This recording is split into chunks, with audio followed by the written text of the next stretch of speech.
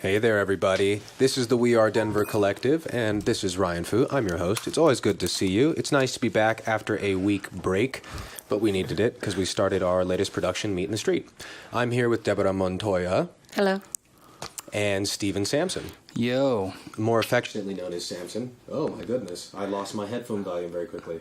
But we're having a great week so far, and we're just kicking it here in the studio, talking to each other about life and Denver and how it's changing and sort of the politics of the day. So, first off, how are you guys today? How you doing, Sampson? I'm fantastic. Yeah? Yeah. How was your yesterday? Good. After I left, first off, Balbo was amazing. Yes, they were incredible. And I stuck around for Kayla Marquis as well. She was also awesome. Incredible. Yeah.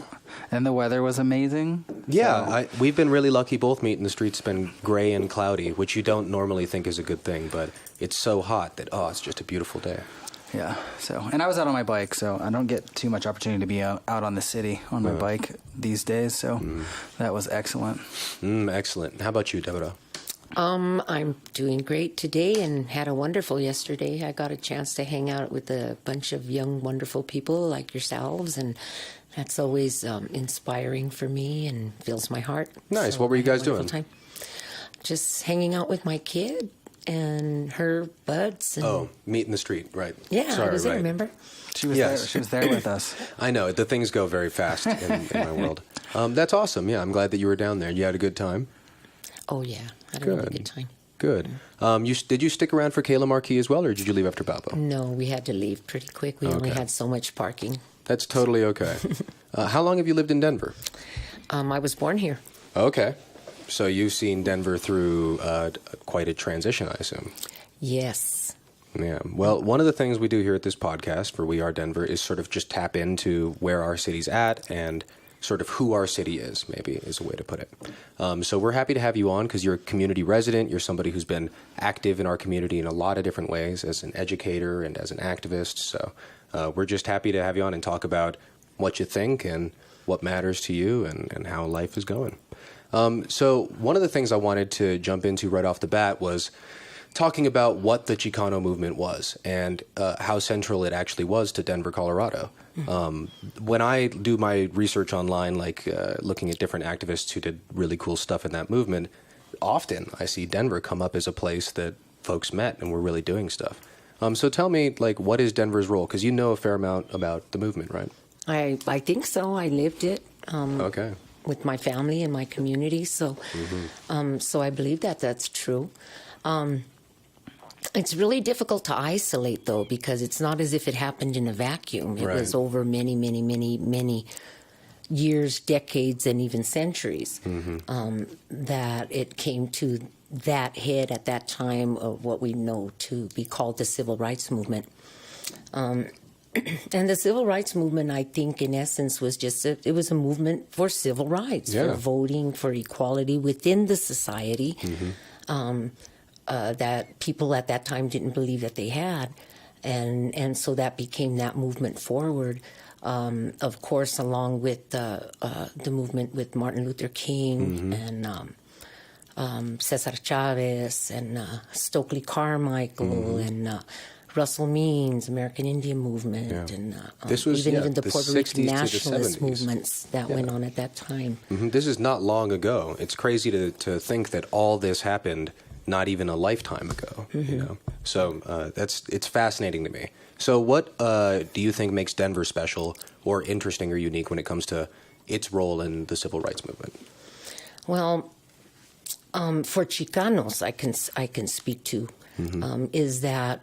At least here in Denver, and this is still true today, those who came from those later generations of Chicano Mexicanos or Hispanos that came out of New Mexico, that those Native American Spanish mixes, those mestizo peoples,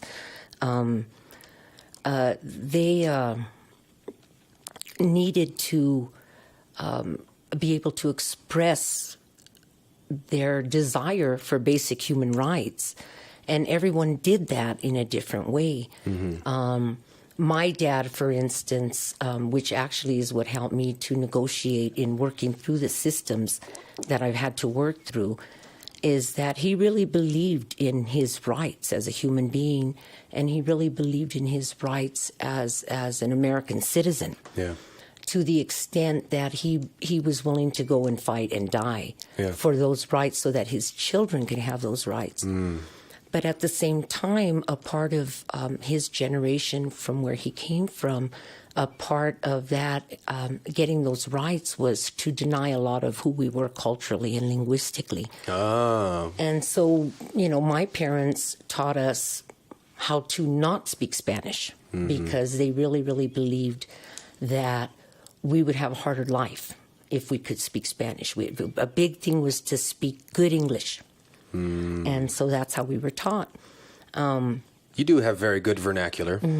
Yes, definitely. Take your time. Just to be clear on that, you do speak Spanish as well, though? Yes, but my Spanish is learned.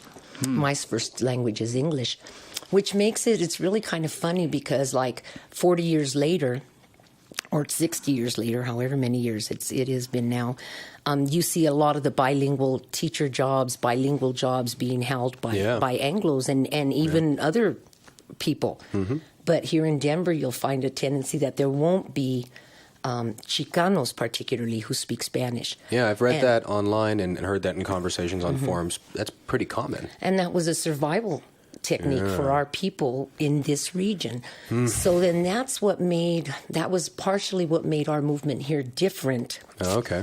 And but please excuse me if I say things. Sometimes I'm not sure how the words roll out to make sense of it. So I try to negotiate those words and mitigate when necessary. I would urge you to do the opposite. Remain uncensored. Tell us how it is. It's just your perspective. You're just telling us, how things seem to you. So let it roll off the tongue. It's totally all right. Well, so then for us, we had that linguistic divide as well between ourselves and our family, which were the Mexicano peoples and that native Mexicano nation. And those native Spanish speakers. So it created a division that still exists. It's interesting. A lot of us keep on trying to bridge that. But there still exists those the Chicano Mexicanos, and I say it together because it's hard to be a Chicano and not be able to say who we are as Mexicanos, porque somos lo mismo. And in many ways, we're the same, and yet there's that, once you cross the border and you come into what it is to be American, then there's those cultural values of Americana as well that exist within the Chicano nation. And ultimately, other immigrant nations that come here, or immigrant peoples that come here, they basically, we all do.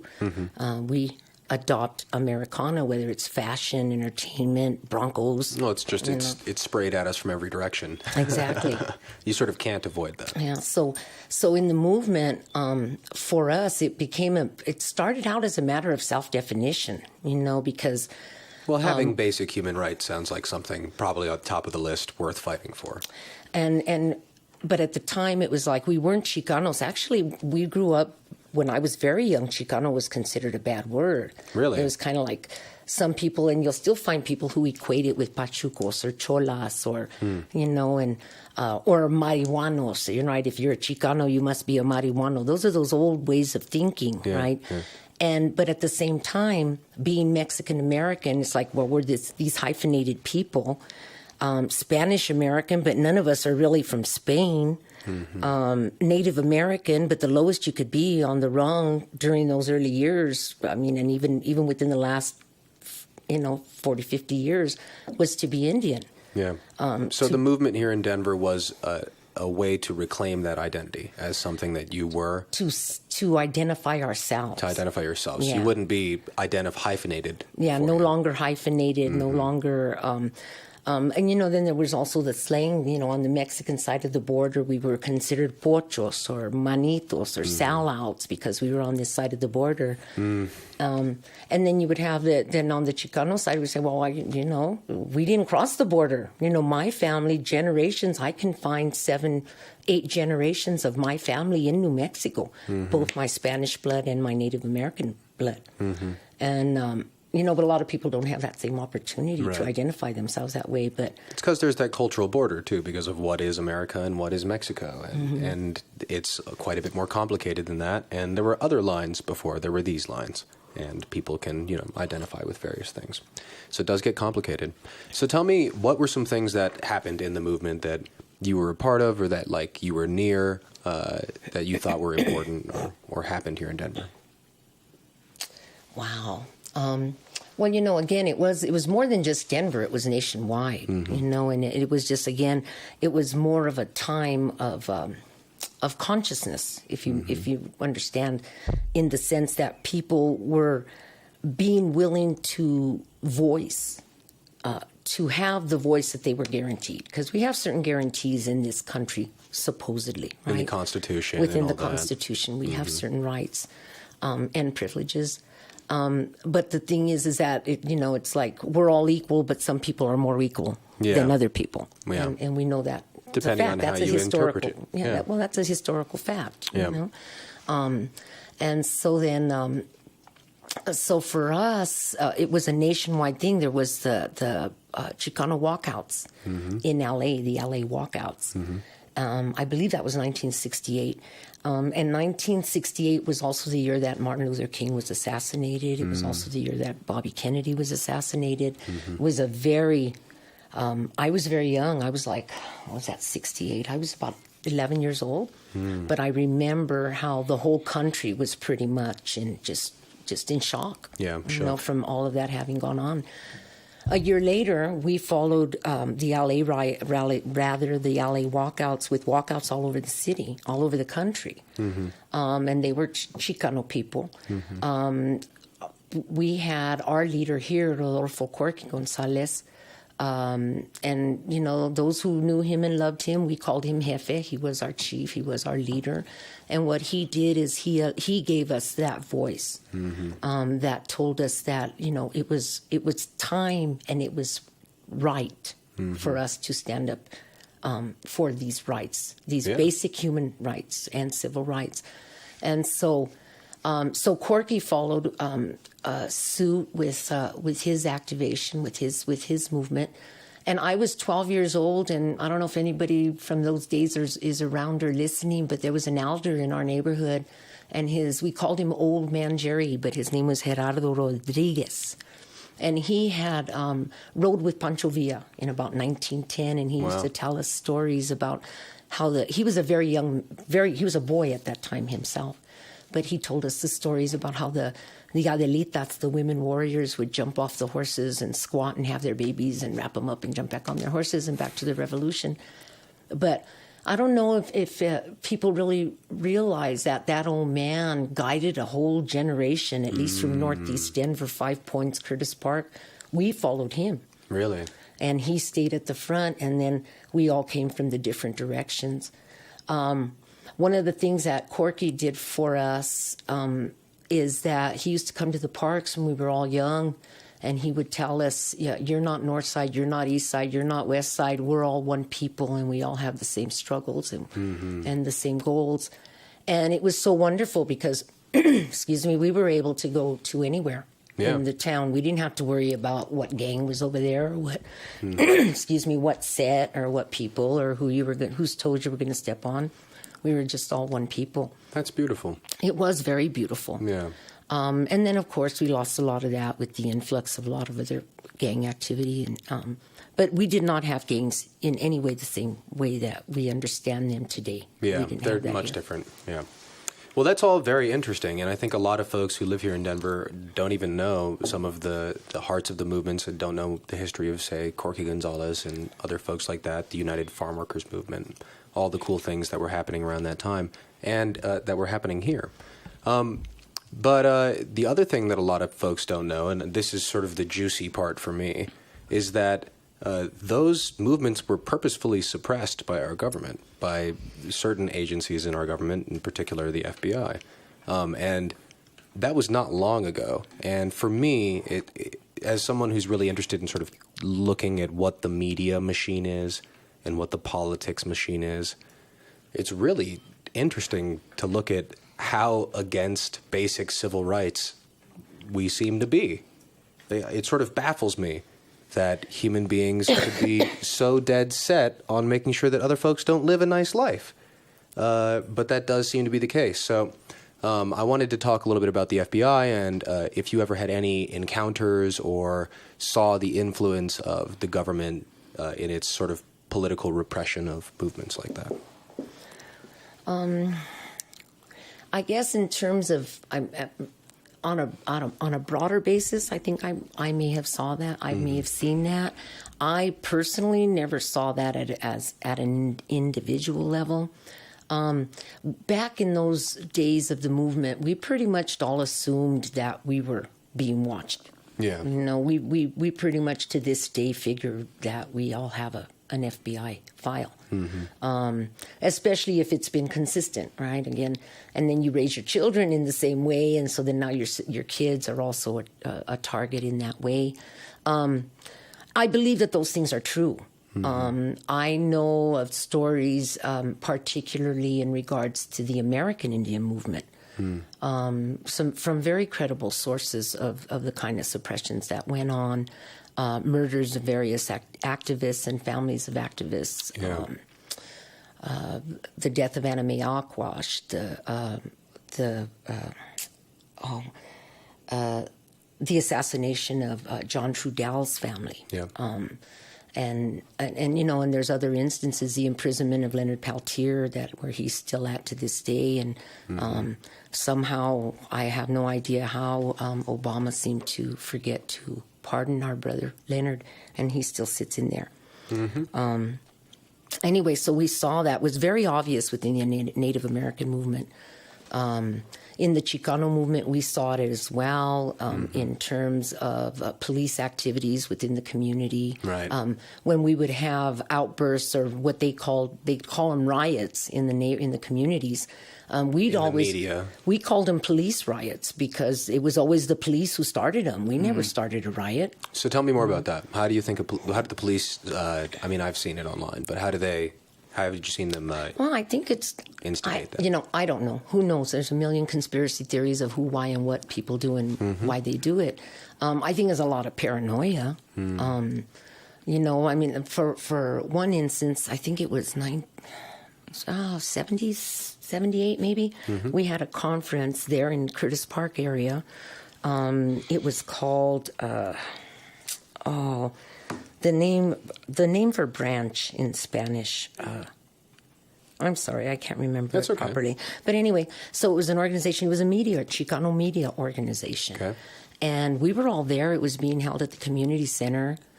And but what had happened is that the night before, there was some old community members who had some kind of blowout in the park. One of them was disabled. Anyway, two or three community members were shot the night before in the park by Denver police, and they were both unarmed. I think one of them was actually a heroin addict who was, you know, he had been around the neighborhood for many years, so we all knew him. But so then that turned into, when the conference started the next day, it turned into a question of what was going on in the neighborhood and what had happened the night before. And so I'm trying to remember, but it's been a very long time. What had happened is that it turned into where we started asking questions, and it kind of turned into a demonstration protest of what had happened. And we were right across the street from the park where we were having the conference. I don't remember a lot about what happened. We went through the day, and then sometime in the early afternoon, there was just all this ruckus, and we came outside, and there was tear gas everywhere. The cops were throwing tear gas everywhere. It was coming into the community center, and they had thrown it into all of the housing projects. So we had women running out of their houses with their babies, and the elders running out of their homes. Jesus. I mean, there weren't no big warriors with guns or knives or, you know, running out, you know. It was just women and children and elders. It's the projects. We had a man who was a part of our organization who had been a Navy SEAL. And he was the one who helped us through that little crisis, because he knew how to, when we were inside the building, he got us on the floor, he got us cloths with, with water to help us breathe. We didn't know at that time that we would need military know-how in order to get through a gassing like that. So we always called them police riots, because the police always started them. The people didn't start them. The people just voiced whatever they had to voice. We had some, at that time, around that time was when Federico Peña would become mayor down the line. But we always had good things to say because he'd always come out whenever there was a problem in the neighborhood, in the communities. He was always on the street. He didn't call first and say what's going on. He would be right there. And so ultimately he became mayor and you know, did whatever he did as Denver's mayor, you know. But I do remember that about him. So those kinds of things went on, and very many instances of that. Yeah, I've got a particular one to share when I was doing a little bit of my research. I believe it's Jose Martinez, but it might be a different first name. I can't remember his first name. But I was reading this crazy story that any of you can look up online about the COINTEL program and the kinds of things that went on to purposefully suppress activists. And one of them was to accuse people of false crimes through those kinds of maneuvers and meeting with police officers. And this isn't conspiracy. This is all stuff that you can find online on the FBI website. It's all declassified.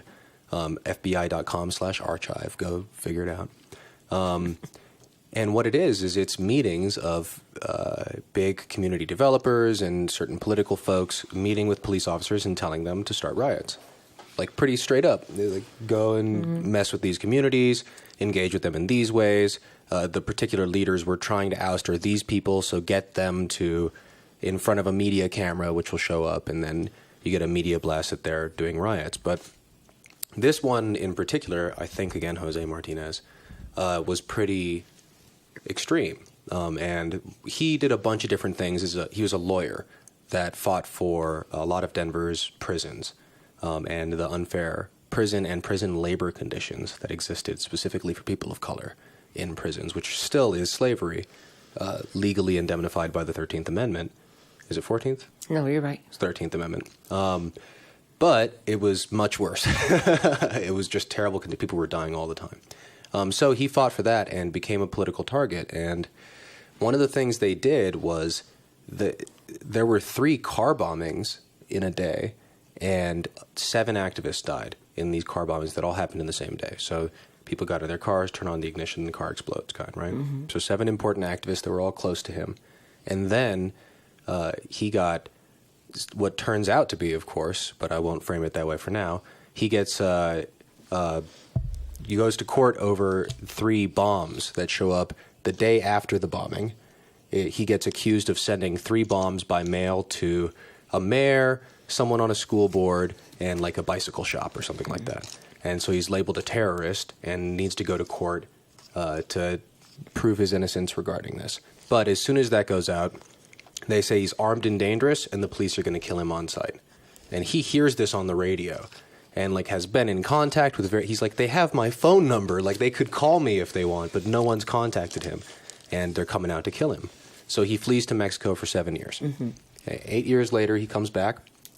He he's made a little money, not a lot, but he's got enough to hold his own. He wants to defend his innocence in court, and he does. And the court case is incredible because it turns out pretty much everything was fabricated, right?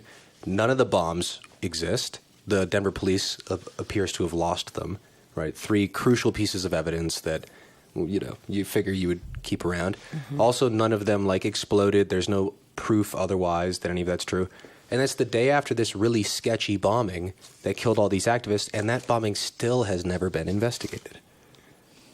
Just the death of 7 activists, and then this sudden media story that the real bomber is... of a totally different event is this Jose Martinez guy.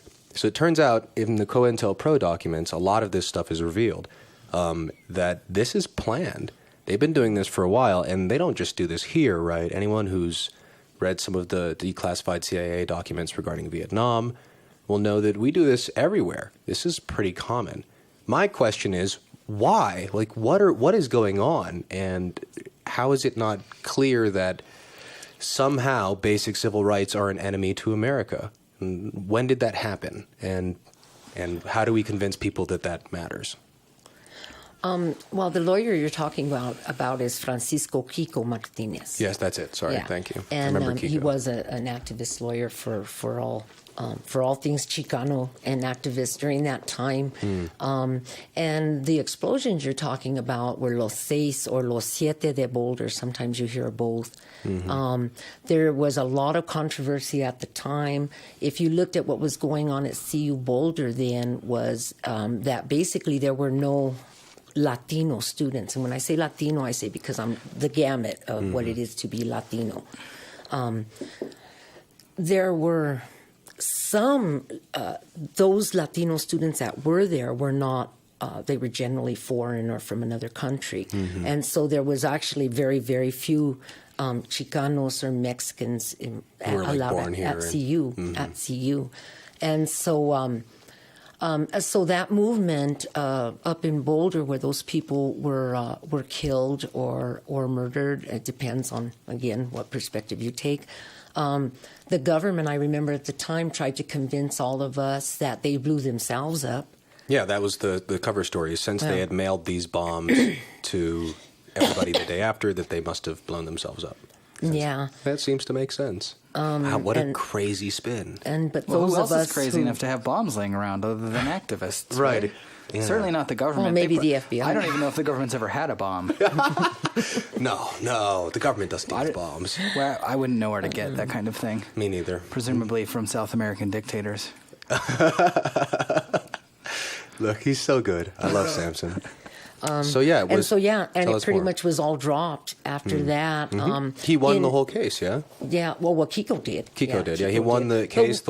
Every charge against him was dropped. Well, back then, we all knew it was fabricated from the beginning, you know. But it took, 20, 30 years? It took quite a bit of time. Yeah, he was out you said Mexico for 7 years? 8 years, I do remember when he came home, because we did a lot of fundraising activities for him. Oh, that's good. A lot of fundraising activities across the state. And then I'm trying to think. I think he's still. I'm not sure. Is he still alive? I was going to ask. I couldn't find out. Somebody just talked to me recently about it, and I don't remember. I know he has his family, I believe, down in the valley, San Luis Valley. But anyway, so he was vindicated or exonerated, if you will, for all of his activities. There was also, and I remember this, I was a little girl, I was about 12, this is right when the height of the movement, the height of the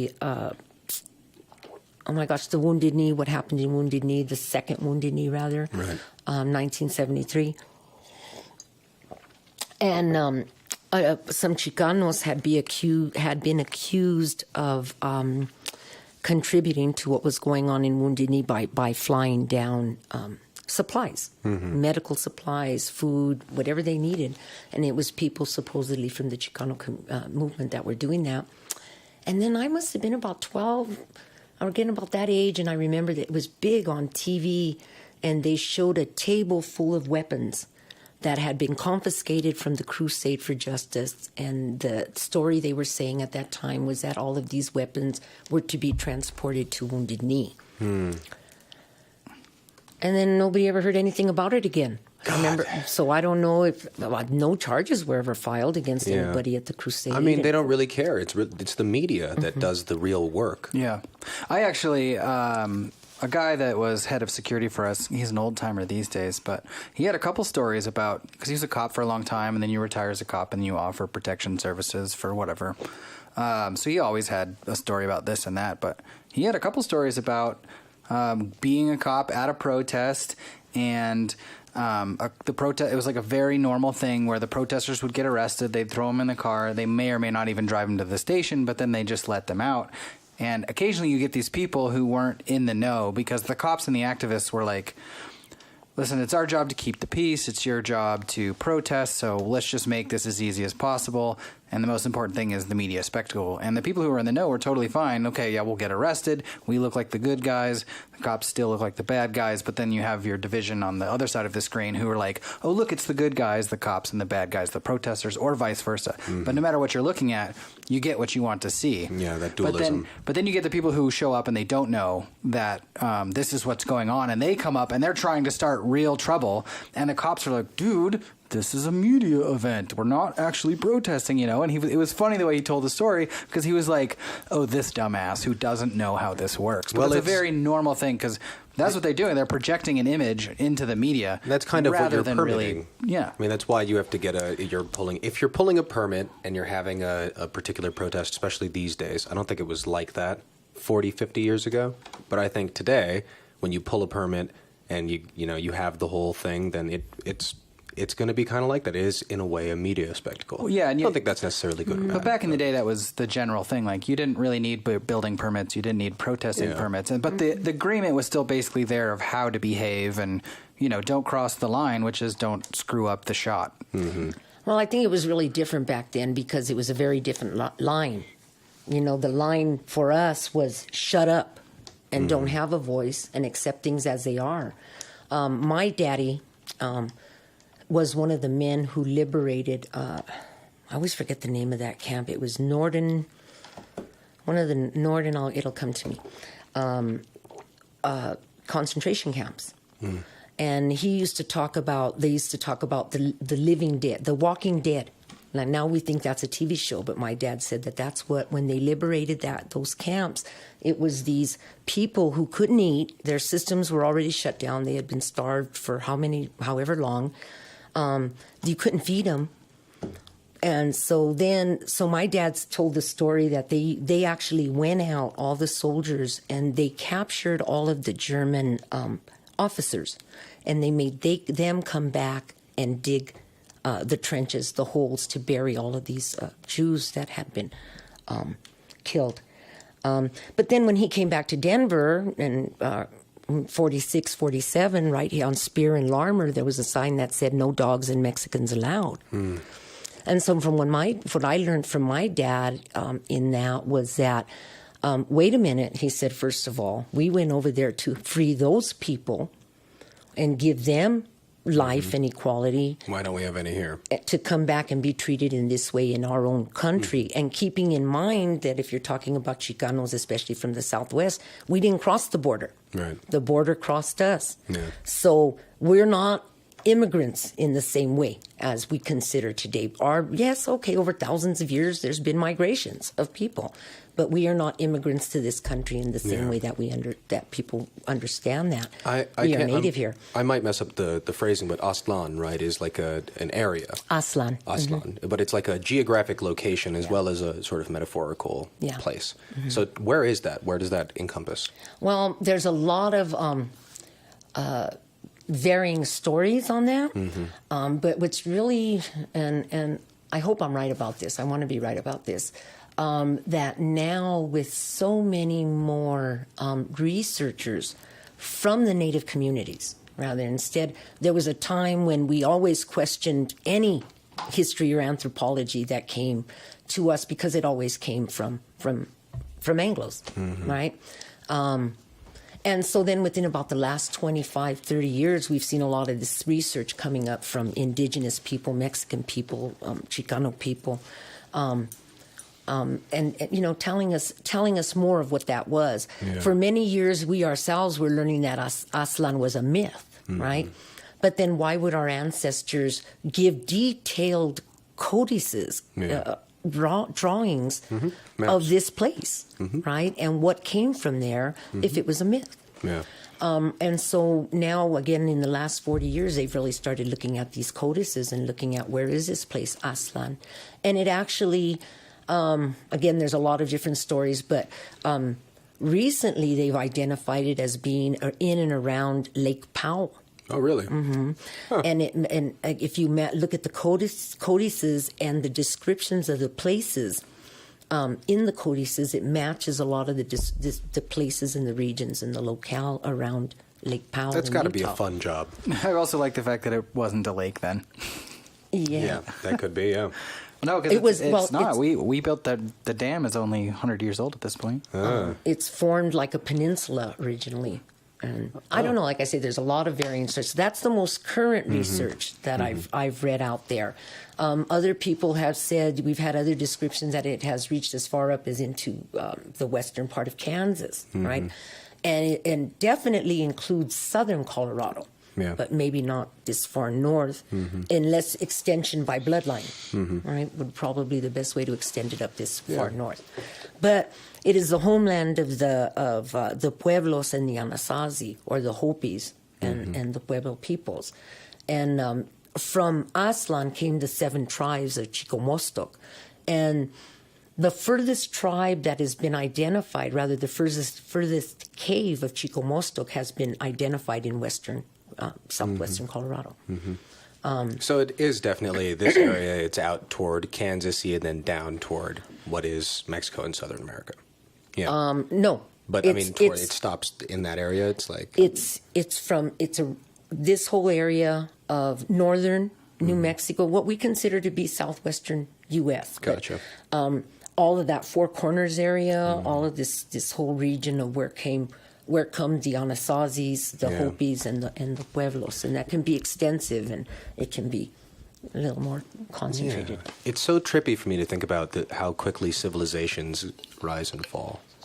That was a whole empire or tribe or collection of human beings that had a whole way of life, and even the people that conquested them and colonized them, they had a totally different life than we have now. We're in some weird hybrid where we're no longer one side fighting another. Like, we're all not on an even playing field. We all have a certain kind of access now that we can really work together. So that's my next question: is what are some things that we can do that you think are important for communities to start coming together and continuing some of the movements, but with today's technology and today's mindsets and whatnot? Well, that's a hard question. It's funny. I'll share this with everybody out there. I forgot we were being looked at.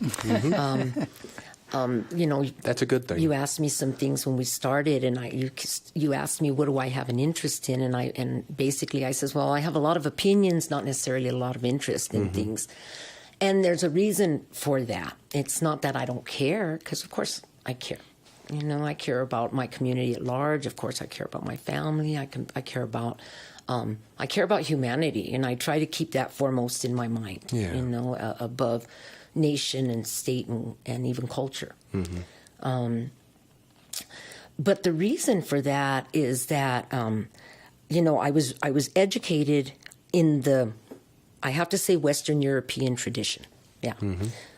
But I have practiced and studied my indigenous traditions for all of my adult life and even into my childhood. What we were allowed to learn about our indigeneity, because to be Indian, again, was the lowest thing you could be. Right. So there was a lot of denial of even being Indian. Like you said, even not speaking Spanish and wanting to speak good English is a good metaphor for that. Exactly, and that was just the Spanish part. That doesn't even get to the Indian part. And the rituals and all the entire culture and lifestyle. Exactly, so those things were all something that we were not encouraged to embrace, right, was our indigenous selves, right? But then as I grew and learning more and more and more about who we were and what our bloodlines were, and self-identifying as opposed to I'm Spanish American or Latino or, I call myself Chicano, from this American hemisphere, from this place we call Ixachilan. It's not, this place had a name before this Amerigo Vespucci sailed up, right? Before Cortez, before Columbus. This place had a name, Ixachilan. This was North and South America. It means extended territory from Sem Anahuac, which is the center or the world, right? The whole world. And so we have our own identifying processes. We have our own belief systems. And they are opposite, if not totally from the polar Western, from what we understand to be Western ideas. Do you see folks coming back to their roots in indigeneity? Oh, absolutely. Especially, I'm reading a book recently by Noam Chomsky where they used the term hemispheric resistance, which I thought was really interesting because I understand it totally, but for some reason when I heard that terminology, it just all of a sudden made so much sense, right?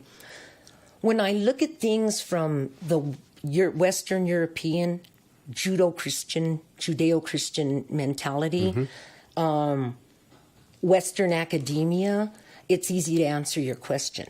Right. It's easy to show interest, right?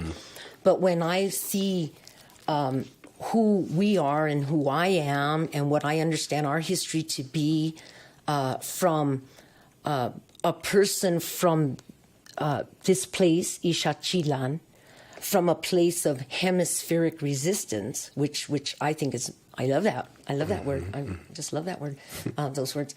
But anyway, good old then gnome. I have no interest in some of the ideas that you threw out there at me simply because they're not relevant to me. In a different paradigm. As a person of indigenous blood and tradition. So what is of interest to you? What are you up to and doing, and what do you want to do, and how do you see those things manifesting? When I say it's not we were talking, me and my daughter, earlier about the idea of systems and systems change, right? And so for the last 500 years plus, indigenous people from Ixachilan have been told that we must learn to embrace, understand, and assimilate. Thank you. Yes, totally. Right. This is what we have to do. American, or rather Western Europe, because I would include the conquest of all the Americas. That's fair. Yeah. And that would include all of the religions that came from over there too. Right. So those are things where we get really, really confused because we have been inundated with Judeo-Christian ideas for so long that unless we look really, really, really, really far back and very closely, we miss that a lot of the stuff we even believe are traditions today for indigenous people are not.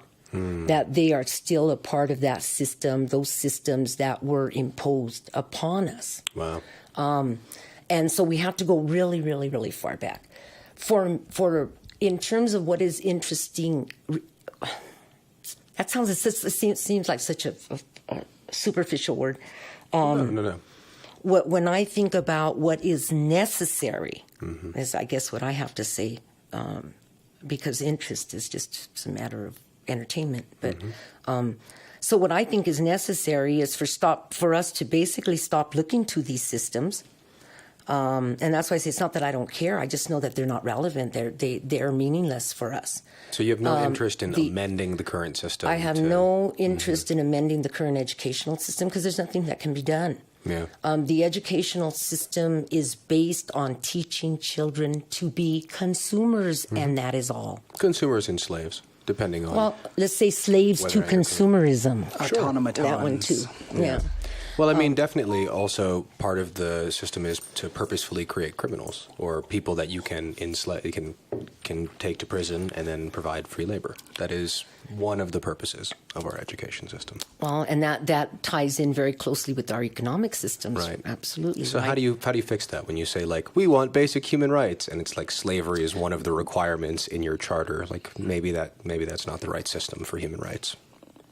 Yeah, well, first of all, people have to understand and respect what, in fact, is a basic human right, right? Okay. And what is a basic civil right. I mean, I have a neighbor who's just got his own mind about how he's going to run his little piece of property, and he really doesn't care who he steps on, right? Yeah.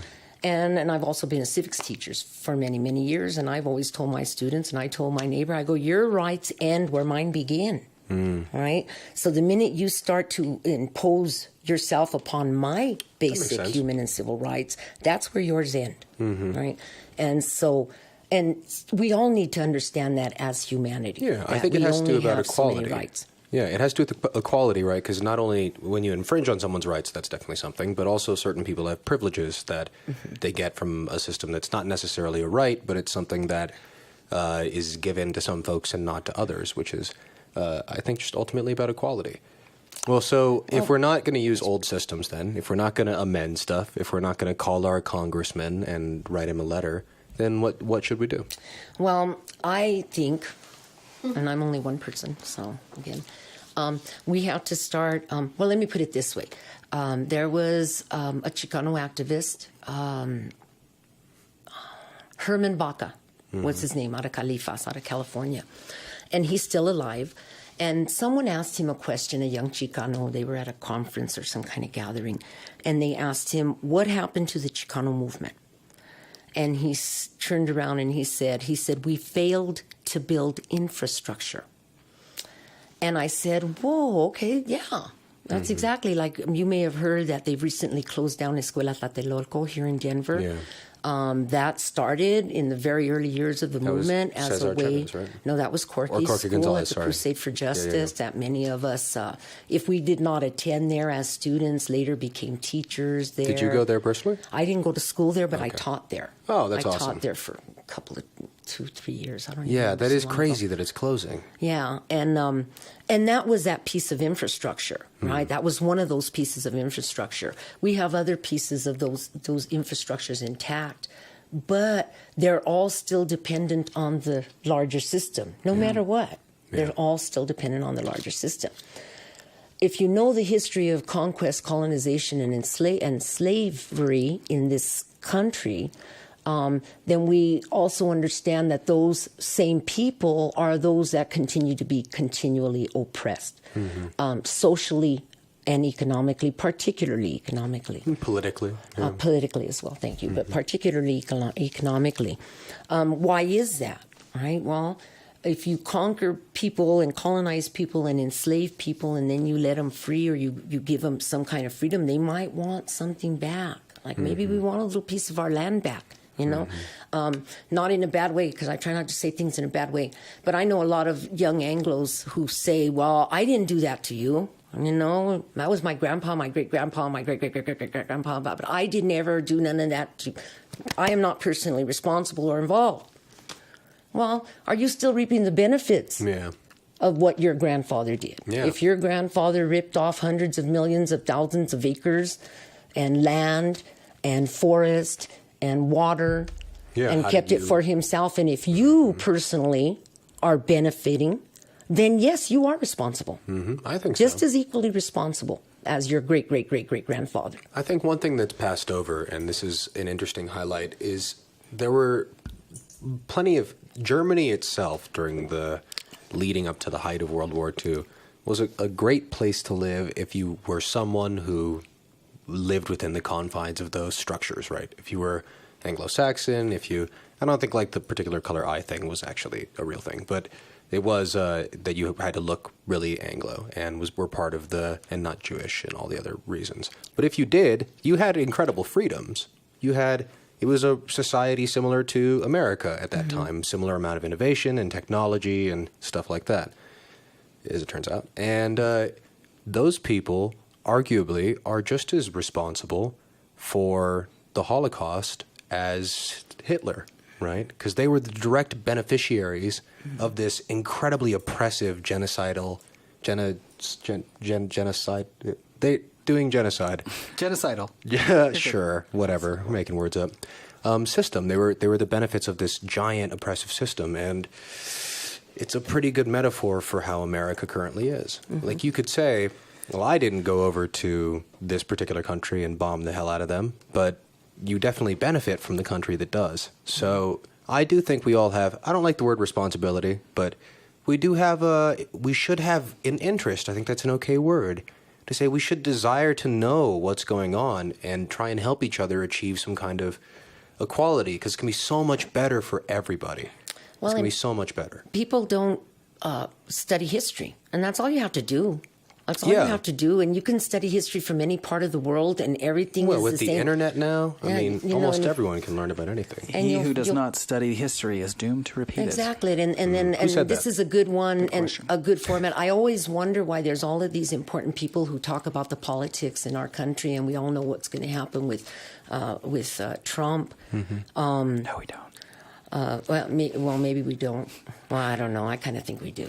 I'm expecting fireworks. Any day now. Fireworks? But there's an old quote, and again, this is what I mean by studying history. Look at all of our elders and our ancestors have spoken to. It don't matter what color you are. Look to the ancestors. They've all told us these things, right?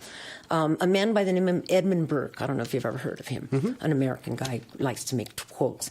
Likes to make quotes. Likes to make quotes, yeah. And he says, the only thing necessary for evil to succeed is for good men to do nothing. Mm-hmm. And again, not the big interest in Congress, because we can't change those people. You know, they're too many years of confusion, too many decades and centuries and millennium of confusion. Delusion. Thank you. Yeah. But all they have to do is listen to those words, right? And that was, and he's not Indian or black or Native. That was a white man, and that white man is telling all these other people in the world, the only way evil can succeed is if you good people don't do nothing. Yeah. Right? And that's exactly what's going on with our government, is that we have this Congress, and I know none of y'all are listening because you might get educated and that could be dangerous for any of you.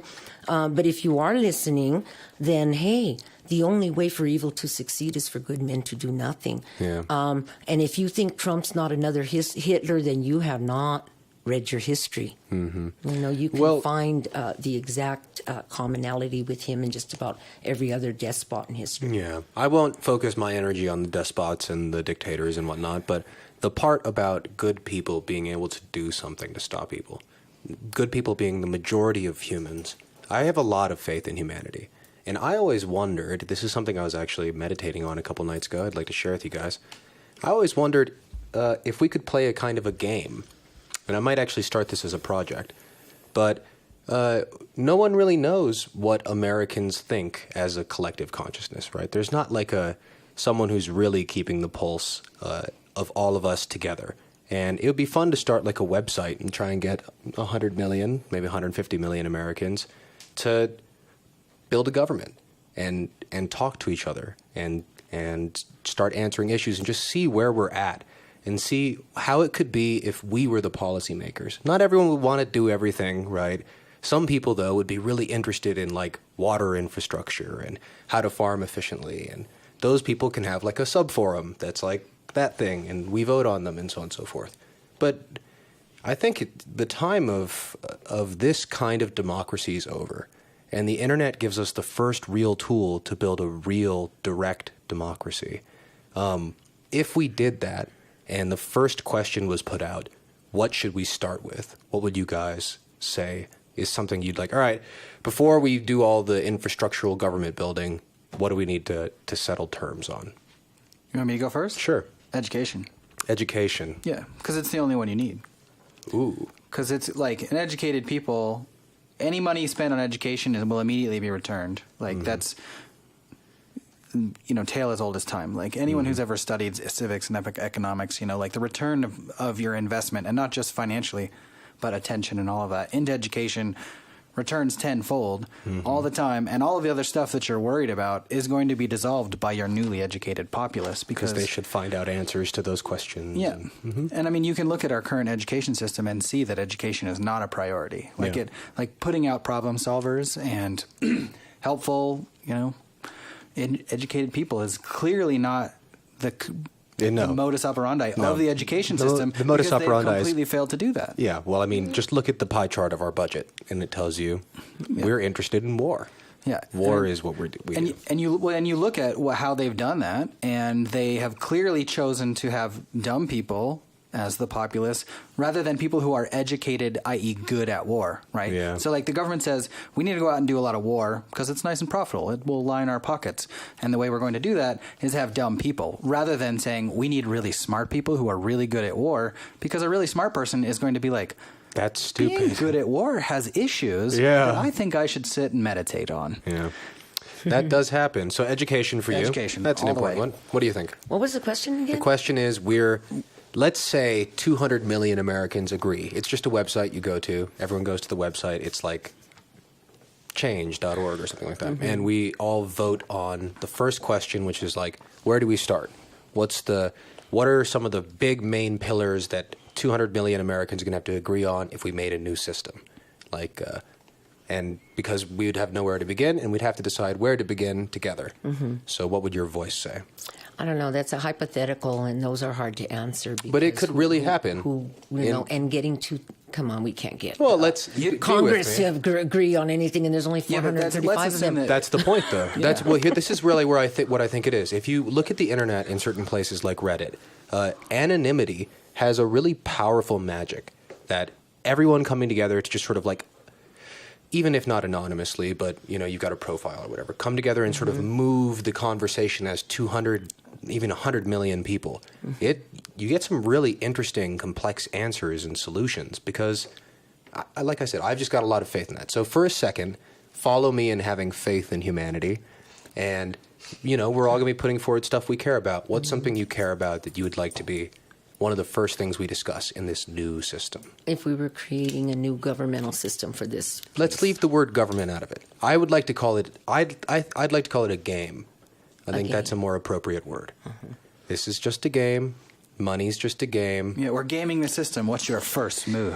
Yeah. I get it. So we're making and of course, so we go back to the basic difference, right? Because everything you're saying is, again, from that Western perspective. Everything you're even putting forth with that idea is very, again, that very Western European concept. It's totally irrelevant to us as indigenous people, the kind of games that are being played. Okay. And so I have a hard time with that one. But again, there's a document some of y'all might know about, and this comes from me as a history teacher, civics teacher. You should be educating yourselves, first of all. If you're going to depend on the system, then it has to be a system that allows for equality of all people. In the public school system, which I, as a public school teacher for many years, have always wanted to believe this, and I've tried to make it true, at least in my classroom, that the best weapon we have in this country against racism is the public classroom. Because no matter what kind of attitudes 3 different colored kids come in, when they sit next to each other, when they learn and converse together. All the studies about integration show it was super successful. The racism is gone. Yeah, but the craziest thing is, they become human beings. We're more segregated than we've ever been. Yes, this is true. The school system is currently more segregated than it was before segregation. Yeah. Or integration, sorry. And segregation. But if we believe in human rights, look at the UNDAR document, United Declaration of Human Rights, United Nations Declaration of Human Rights. That expresses every kind of human right. There's, I think, 33 articles, and it expresses every kind of human right. It'll speak to us about all rights of people, the rights of the gentrifiers as well as the gentrifiees. I think. So would it be fair then to say that if we were going to create some new game, some new system that you may or may not participate in or may not play, that one of the important things would be just human rights? Yeah, to not only understand that we are all human and study enlightenment. What does it mean to be enlightened? What did it mean for our ancestors when they became enlightened? Not only for our Western ancestors, Locke and Hobbes and on and on, but our indigenous, our the people of the Western Hemisphere. Yeah, it's curious how quickly that faded. Those poets and those philosophers and those ones who told us. Again, our ancestors have told us everything. If you're a Bible believer, then guess what? Nothing new under the sun. That's in the Bible. This is true. Everything's been done before. Everything's been tried before. Everything's been failed once or twice before. All we have to do is look to our ancestors. And again, not just indigenous, all of our ancestors left things for us to learn from. Learning from the past is so important. I mean, you said the quote earlier about the man who does not repeat history, or that does not learn from history, is doomed to repeat it, right? So that's so important. I think a good place to end our podcast on. That wasn't so bad, right? It was an hour. It didn't take Was that a whole hour? Oh my gosh. A whole hour. It went pretty quick, right? Yeah, You've done something I've seen quite a few times from guests who came in and was like, oh, I don't know what I'm going to talk about, and then sat down, and very quickly I was like, oh, good. We have an excellent, educated, well-spoken, well-versed guest who's like so comfortable in the conversation, and you completely forgot all your anxieties that had started this whole thing off. So thank you so much. Yeah, we appreciate you being in here. Well, ladies and gentlemen, this is the We Are Denver Podcast Collective. Come check out Meet in the Street. We're doing all kinds of fun stuff with community members who are artists, some folks who are down and related and in this room came down to see it, so come down to see it yourself, and tons of other things. Check out our website. so that we can continue to support local community Denver stuff, learn about our city. Thank you guys so much for being here. Again, this is Debora Montoya. Yes, WeAreDenver.org. You didn't actually say the website. Yeah. WeAreDenver.org. And this is Sampson. It's been great sitting here with them. I hope you guys are just feeling lovely. Have a good day. Cheers. Illfoominati.